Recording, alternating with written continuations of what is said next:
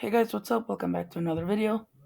Today's video is going to be on who is going to see the coldest November temperatures this year, 2017, 2018. And as you could see, I have a little picture of a turkey in the background because Thanksgiving is in November, so I just decided to put it there. November is always associated with Thanksgiving, so that's why I did it. And hopefully this video won't be too long. I like to keep my videos short and concise. Let's get right into it. First off, we need to look at some of the key signals about what's gonna cause the cold or what's gonna cause the warmth. And what's gonna cause the cold this time is the La Nina, which is favored 55 to 65% during the northern hemisphere fall and winter 2017-2018. As you can see, November, December, January, October, November, it's either way, it's going to be a La Nina. So a La Nina pattern means especially cold across the northwest, but I think with this year it's going to also be across. It's just not the La Nina is especially across the northwest, but there's always variability with the La Nina. So I think this year La Nina will also include the Midwest and Northeast, but the La Nina itself is just in northwest and wet wet and cooler than average across the Midwest and Northeast. So that means bigger snowstorms for the Northeast. But that doesn't really include this in this video because we're talking about cold temperatures, not snowstorms. But this is what a La Nina looks like, and warm and dry in the south.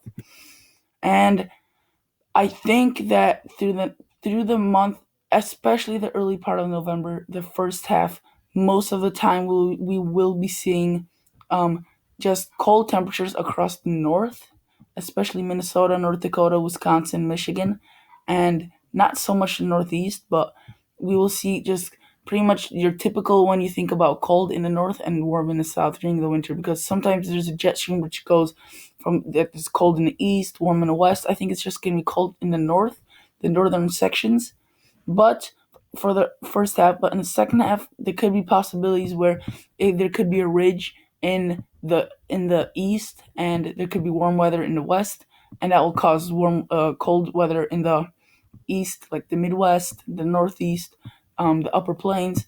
But it could also be on the other side, so it could be warmer here and it could be colder here. So that definitely could happen, and I think it's going to be a little bit more shaky, the jet stream causing these swirls.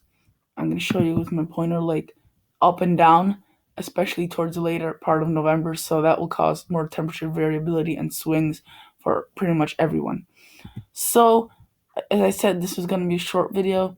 This is the final image. This is the final map. The purple is the coldest. The dark blue is the second coldest. And the reason for this is because I just think that the jet stream's not gonna dip. It's not gonna be that shaky. I think it's just gonna be straight across. I included the Northeast in here because I do think that they're gonna get included in this cold, in this constant, more like cold.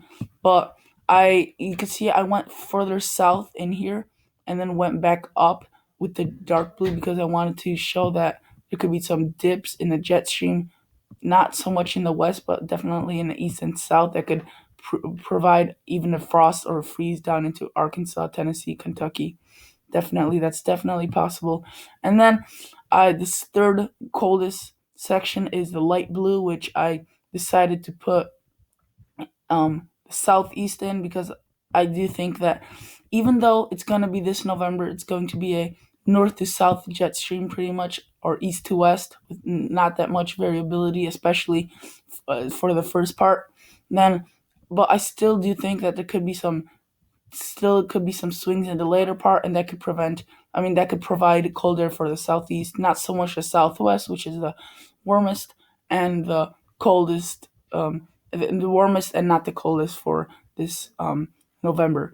And the reason is because I just don't think the jet stream will dive down into the west. I just think it'll dive down into the east. But that's pretty much it, guys. Hopefully you enjoyed. Hopefully you learned something new. See you guys in the next episode.